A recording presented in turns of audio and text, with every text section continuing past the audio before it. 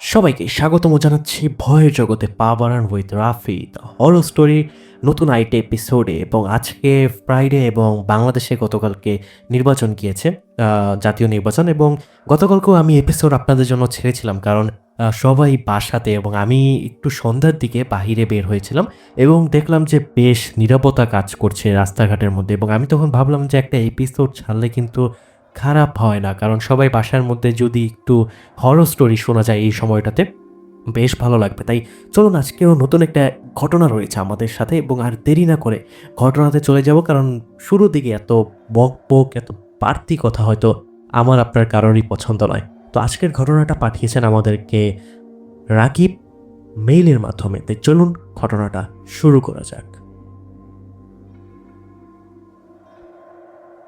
ঘটনাটা প্রায় 5 বছর আগে। কাজের চাপে অনেক বেশি অতিষ্ঠ হয়ে গিয়েছিলাম। তখন ভাবলাম যে মাইন্ডটাকে একটু রিফ্রেশ করার জন্য দূরে কোথাও গিয়ে ঘুরে আসা দরকার। তখন ভাবছিলাম যে কোথায় ঘুরতে যাওয়া যায়। তখনই আমার মাথায় আসলো যে গ্রাম তো আছেই, মানে অনেক আত্মীয়ের বাড়ি আছে গ্রামে, কিন্তু গ্রামে গিয়ে যদি একটা ফিল না পাই তাহলে কিন্তু এই ঘোরার কোনো মানে হয় না। কারণ অনেক সময় দেখা যায় যে আমরা গ্রামে যাই, কিন্তু আশপাশের পরিবেশটা নিরিবিলি এবং বোরিং হওয়ার কারণে আমাদের যেই ঘুরতে আসাটা এটাই বৃথা মনে হয়। হঠাৎ আমার এক আত্মীয়র কথা মনে পড়লো, যার গ্রামের বাড়িতে বেশ কয়েক বছর আগে, এই গুনে গুনে 5 বছর আগে ঘুরতে গিয়েছিলাম। এবং তখন গ্রামের যে পরিবেশটা, সেই পরিবেশটা আমার কাছে বেশ ভালো লেগেছিল। এবং আমার নানা, তিনি মারা যাওয়ার আগে ওখানে বেশ কয়েক বছর বাড়িতে থেকেছিলেন। তো আমি একদিন চিন্তা করলাম যে তাহলে ওখানেই যাওয়া যাক, এবং আগে ভাগে সেখানে রিলেটিভদেরকে ইনফর্ম করে দিলাম, কিছু কাজিনও ছিল। জায়গাটা ছিল একদম শান্ত। সকালে পাখির ডাক, দুপুরে চারপাশ ফাঁকা, আর রাতে একবারে নীরবতা। মানে আপনি যে হাঁটছেন সেই হাঁটার শব্দটা পর্যন্ত শোনা যায়। ছোটবেলায় আমি খুব গ্রামে যেতাম। তখন আমার নানা রাতে আমাকে প্রায় সময় গল্প বলতেন, ভূতের গল্প বা অদ্ভুত ঘটনা, হারিয়ে যাওয়া মানুষের কথা, আরও কত কি। যেসব গল্প, মাঝে মধ্যে একটা নদীর কথা তিনি আমাকে প্রায় বলতেন।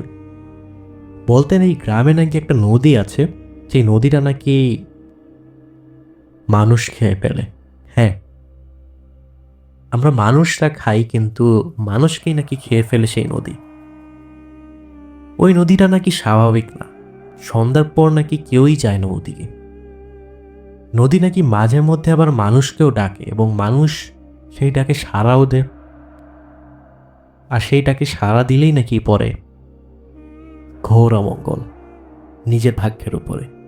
তখন এইসব গল্প শুনে ভয় পেলেও বড় হওয়ার পরে সব কিছু তুচ্ছ ঘটনা বা বানোয়ার ঘটনা বলে মনে হয়, এবং কিছু ঘটনা ভুলেই গিয়েছি। তো আত্মীয়ের বাড়িতে গিয়ে প্রথম 2-3 দিন একটু ঘুরে বেড়ালাম আশপাশটা। বিকালে মাঠের দিকে হাঁটতাম, আর কখনো বাজারে যেতাম, কখনো বা পাশের গ্রামে, আবার কখনো আশপাশে যে ছোট ছোট নদীগুলো রয়েছে, বিলগুলো রয়েছে, সেগুলো পাড়ে গিয়ে সন্ধ্যার পর বসে থাকতাম এবং শান্ত বাতাস উপভোগ করতাম। তো এভাবেই 2-3 দিন পর বিকালে কয়েকজন গ্রামের ছেলের সঙ্গে গল্প করতে করতে হঠাৎ সেই নদীর কথাটা মনে পড়ল। তখন আমি তাদেরকে বললাম যে এরকম ছোটবেলায় নানার মুখে এরকম একটা নদীর কথা শুনেছি, কিন্তু কখনো নদীটা দেখা হয়নি আমার। এই নদীটা কি আসলেই আছে? কোথায় এটা? তো কিছু না বললেও তখন বুঝতে পারলাম যে তারা নদীটার নাম শুনে একটু চুপ হয়ে গেছে। এবং হঠাৎ করে আমার পাশের একজন ছেলে বলে উঠলো যে মাসখানেক আগে আমার একজন ফ্রেন্ড সেই নদীতে দুপুরবেলা গিয়েছিল গোসল করতে, কারণ বাড়িতে যেই পানির পাম্পটা ছিল সেই পাম্পটা 2-3 দিন যাবৎ নষ্ট। তাই গোসল করার জন্য সেই নদীটার পাড়ে যায়, এবং তাকে আর খুঁজে পাওয়া যায় না। বেশ কয়েকদিন পর তার লাশ নদীর পাড়ে ভেসে ওঠে, এবং ওই নদীতে সহজে কেউ যেতে চায় না, বা গেলেও একা যেতে চায় না কেউ। একজন শুধু বলছিল যে দিনে সমস্যা নেই, কিন্তু রাতে না যাওয়াটাই ভালো। কথাটা তখন হঠাৎ করে আমার মাথায় আটকে যায়, আর সেই রাতেই প্রথম অদ্ভুত একটা জিনিস ঘটে। ঘুমানোর সময় হঠাৎ মনে হলো দূরে কোথাও পানি নড়াচড়ার শব্দ হচ্ছে, যেন কেউ ধীরে ধীরে বইটা চালাচ্ছে। কিন্তু আশেপাশে কোনো নদী তো নেই, অন্তত এত কাছে তো নেই। ভাবলাম যে আমি হয়তো ভুল শুনছি। পরের দিন সকালে নদীর কথা আবার মনে পড়লো এবং কৌতূহলটা না কেন যেন মনের মধ্যে একটু বেড়েই যাচ্ছিল। বিকালে একা হাঁটতে হাঁটতে নদীর দিকে চলে যাই আমি। নদীটা দেখতে সাধারণই লাগছিল, বেশ চওড়া, শান্ত পানি, দুই পাশে ঝোপঝাড়, কিন্তু অদ্ভুতভাবে জায়গাটা ছিল ঠান্ডা।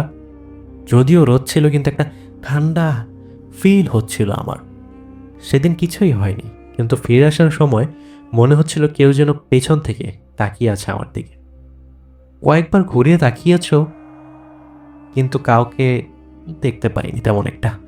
রাতে আবার সেই আগের মতো সমস্যা, কানে বারবার ফিসফিস শব্দ এবং পানির নড়াচড়ার আওয়াজ। এবার স্পষ্ট যেন মনে হলো কেউ দূর থেকে ডাকছে আমাকে। শব্দটা ঠিক বোঝা যায় না, কিন্তু মনে হচ্ছিল আমাকে ডাকা হচ্ছে। তখনই হঠাৎ নানার বলার গল্পটা আবার মনে পড়ে গেল।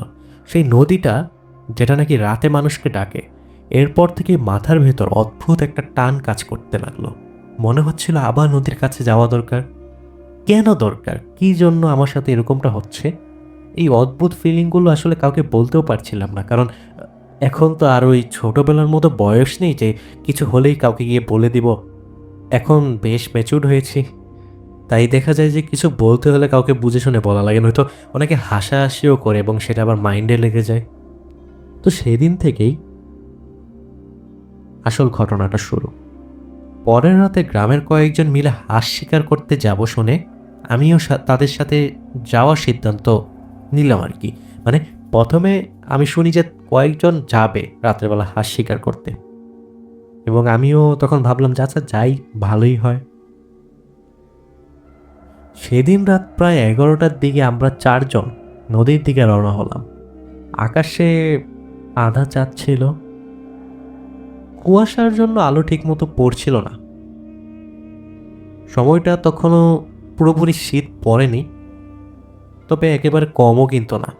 সব খুব স্বাভাবিকভাবে মনে হচ্ছিল আমার কাছে। শুধু আমার ভেতরটা অদ্ভুত একটা অস্বস্তি কাজ করছিল। মনে হচ্ছিল আমি আগেই পথ দিয়ে হেঁটেছি, অথচ কখনো আশাই হয়নি এদিকে। নদীর কাছে পৌঁছানোর পর সবাই আলাদা আলাদা জায়গায় দাঁড়িয়ে পড়ে। চারপাশ একদম চুপ, শুধু মাঝে মধ্যে একটু পানির হালকা শব্দ। কিছুক্ষণ পর হঠাৎ করে দূরে পানির একটা ঢেউ উঠতে দেখি। মনে হলো যেন কেউ একজন হাঁটছে, কিন্তু সেখানে কেউ কিন্তু থাকার কথা না। আমি অন্যদের ডাকতে চাচ্ছিলাম, ঠিক তখনই কানের কাছে খুব আস্তে একটা শব্দে শুনি কেউ যেন, মনে হচ্ছে যে আমার নাম ধরে ডাকছে। পেছনে তাকালাম কিন্তু কেউ নেই, অন্যরা কিছুই শোনেনি ওই সময়। তারপর হঠাৎ নদীর বাতাস ঠান্ডা হয়ে যায়, শরীর কেমন যেন ভারী হয়ে উঠতে শুরু করলো। পায়ের নিচের যে কাদাটা ছিল সেটা নরম হয়ে যায়, যেন পা আটকে যাচ্ছে। ভেতর থেকে আমাকে মনে হচ্ছিল যে কেউ একজন টানতে শুরু করেছে। আমি সরতে চেয়েছি, কিন্তু মনে হচ্ছিল যে কেউ কেউ একজন তো নিচ থেকে আমাকে ধরে রেখেছে। একসময় দূরে লাল শাড়ি পরা একটা নারী অবয়ব দেখতে পেলাম।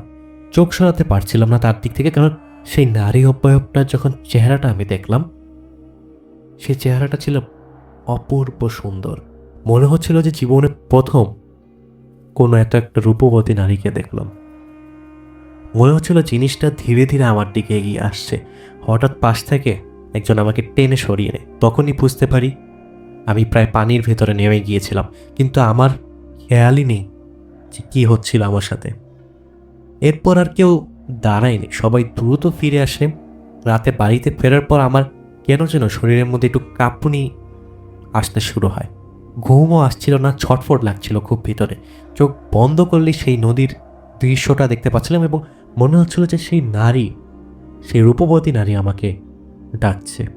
ভোরের দিকে বেশ জ্বর আসে এবং এই জ্বরের পরিমাণটা এতটাই ছিল যে জ্বরের কারণে ঘুমটা পর্যন্ত ভেঙে যায়, এবং ঘুমটা ভাঙার পর শরীরটাকে খুব গরম মনে হচ্ছিল।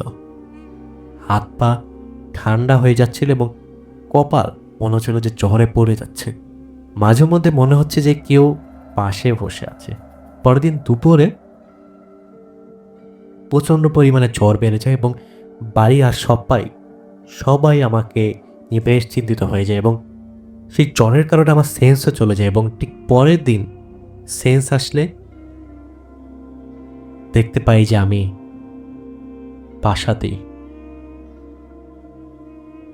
তখন আমার এই অবস্থা থেকে বাসার একজন কবিরাজ নিয়ে আসে। তিনি ঘরের মধ্যে আসার পর বুঝতে পারেন যে ঘরের মধ্যে কোনো কিছু আসলে স্বাভাবিক নেই। তিনি কিছু রিচুয়াল পারফর্ম করতে লাগলেন, ঘরের বিভিন্ন দিকে লবণ ছিটালেন, তারপর একটা পিতলের বাটিতে পানি নিয়ে তাতে তুলসী পাতা, সরিষা আর কিছু ভেষজ মিশিয়ে মন্ত্র পড়লেন কি যেন বিড়বিড় করে। সেই পানি মাথা আর আমার বুকে ছেটানো হলো।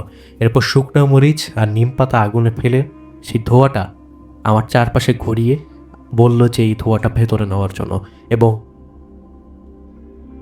সেই ভয়টা বলল যে আমাকে ছেড়ে চলে যাবে। এবং যাই হচ্ছে এই রিচুয়াল পারফর্ম করার পর আশা করি কোনো সমস্যা হবে না। সবশেষে তিনি নদীর দিকে মুখ করে কিছু একটা বললেন এবং বললেন 3 দিন সূর্য ডোবার পর বাইরে যাওয়া যাবে না, আয়নার বেশি সময় তাকানোও যাবে না। অদ্ভুতভাবে 3 দিন পর জ্বরও ঠিক হয়ে গেল এবং আমিও অনেকটা সুস্থ হয়ে গেলাম। পরে গ্রামের এক বৃদ্ধ আসল ঘটনাটা বললেন। অনেক বছর আগে, হ্যাঁ অনেক বছর আগে এই নদীতে একসাথে কয়েকজন ডুবে মারা যায়। তারপর থেকে নাকি যারা কৌতূহল নিয়ে রাতে যায় বা অন্য যে কোনো সময় একা যায়, তারা কিছু না কিছু একটা অনুভব করে এবং সবাই অসুস্থ হয়ে যায়। কিন্তু কেউ নদীর সেই ভয়টা সঙ্গে নিয়ে ফিরে আসে। কেউ কেউ সেই ভয়ের কারণে এরকম আমার মতো সমস্যার শিকার হন। কারোর সঙ্গে এই সমস্যা বেশ কয়েকদিন লেগেই থাকে। কবিরাজের মতে নদী কাউকে নেয় না বা সবসময় কারোর অমঙ্গল করে না। অমঙ্গল তো করে আশপাশে থাকা যেই অতৃপ্ত আত্মা বা ভূত, যেটাই আমরা বলি না কেন, সেগুলো। আজও আমার ঘুমের মধ্যে, অর্থাৎ ঘুমোতে গেলে আমার হঠাৎ করে আমি যেন আঁতকে উঠি এবং মনে হয় যে কিছু একটা আমার আশপাশে আছে, এবং মাঝে মধ্যে স্বপ্নও দেখি। কিন্তু এর প্রভাব জীবনে তেমন একটা পড়তে দিই না। এটা আমার ছিল একটা ঘটনা এবং জানি না আমার ঘটনাটা লেখা কীরকম হয়েছে। যদি কোনো স্পেলিং মিস্টেক করে থাকে কিংবা আপনার পড়তে গিয়ে কোথাও যদি সমস্যা হয়, এর জন্য আমি অনেক বেশি ক্ষমা চাচ্ছি এবং ক্ষমা সুন্দর দৃষ্টিতে আপনারা দেখবেন। আজ এই পর্যন্তই। ঘটনাটা ভালো লাগলে অবশ্যই পড়ে শোনাবেন এবং নতুন করে একটা ঘটনা আবার আপনাদেরকে পাঠাবো। তো আজকের ঘটনাটা ছিল খুবই সুন্দর। আসলে আমার কাছে খুব ভালো লেগেছে ঘটনাটা। মানে আমি লাস্ট এত মাস ধরে যে স্টোরি করছি, এরকম ঘটনা আমি খুব কমই পেয়েছি। আশা করি এরকম সুন্দর ঘটনা যদি আপনার কাছেও থাকে আপনি পাঠাবেন। কমেন্ট বা ডেসক্রিপশনে আমার মেইল, হোয়াটসঅ্যাপ নাম্বারটা। দেখুন, আপনাদের জন্য সব কিছু করতে চাই আসলে। সবাই মেইল অপশনটা দিয়ে রাখে, আমি হোয়াটসঅ্যাপও দিয়ে রেখেছি। আপনি যদি রেকর্ড করে ঘটনা পাঠাতে চান, সেটার অপশন আছে। আমি আপনার রেকর্ড অবশ্যই প্রচার করব এবং আপনি চাইলে আমার সাথেও কথা বলতে পারেন। মানে আমার মধ্যে না ওই জিনিসটা কখনো হয়তো আমি চাইও না আসুক, যে এখন হয়তো চ্যানেলের সাবস্ক্রাইবার কম, ভবিষ্যতে যদি আপনাদের সাপোর্টের কারণে হাজার হাজার সাবস্ক্রাইবার কিংবা লাখের ঘরেও যদি পৌঁছে যায়, আপনাদের সাথে আমি কথা বন্ধ করতে চাই না, কারণ আপনাদের মাধ্যমেই আমার এই কন্টেন্ট, এই ঘটনাগুলো নিয়ে আসা। তো আপনারা যদি আমার সাথে না থাকেন তাহলে এসবের কিন্তু কোনো মানে হয় না, তাই না? তাই আপনারাও অবশ্যই চেষ্টা করবেন ঘটনাটা পাঠানোর জন্য। আমি আপনাদেরকে খুব বিনীতভাবে অনুরোধ করছি যে আপনারা রেকর্ড করে হলেও ঘটনা পাঠিয়ে দিবেন। তো তখন পর্যন্ত সবাই ভালো থাকবেন। দেখা হবে নতুন কোনো একটা এপিসোডে নতুন কোনো ঘটনা নিয়ে। ততক্ষণ পর্যন্ত আপনাদের সাথে আছি আমি শাহরিয়ার রাফি, এবং চ্যানেলটা সাবস্ক্রাইব করে সবসময় পাশে থাকবেন, ভালো থাকবেন, থাকবেন নিরাপদে।